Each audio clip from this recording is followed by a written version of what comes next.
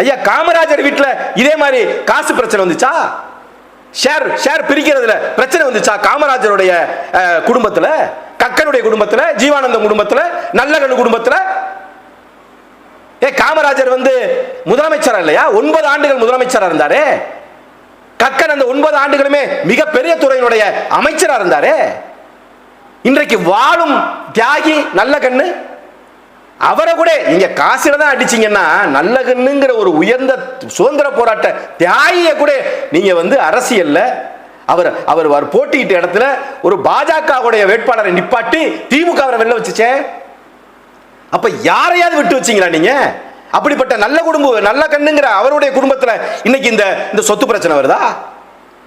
ஐயா கக்கன் கடைசி காலத்தில் அவர் சாகும்போது மதுரை ராஜாஜி அரசு மருத்துவமனையில் தரையில படுத்து கிடந்தாரு.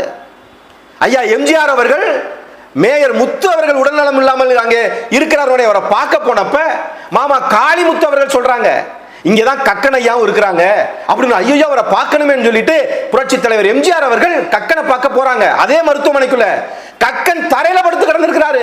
9 ஆண்டுகள் காவல்துறையினுடைய அமைச்சராக இருந்த, பொதுப்பணித்துறையினுடைய அமைச்சராக இருந்த கக்கன் அரசு மருத்துவமனையில தரையில படுத்து கிடந்தாரு.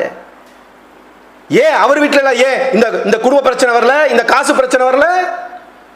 காமராஜர் சாகும்போது 4 செட்டு கதர் வெட்டி கதர் சட்டை, 1 சோடி ரப்பர் செருப்பு, 110 ரூபாய் பணம், அவ்வளவுதான் மொத்த சொத்தே. அவ்வளவுதான் காமராஜருக்கு.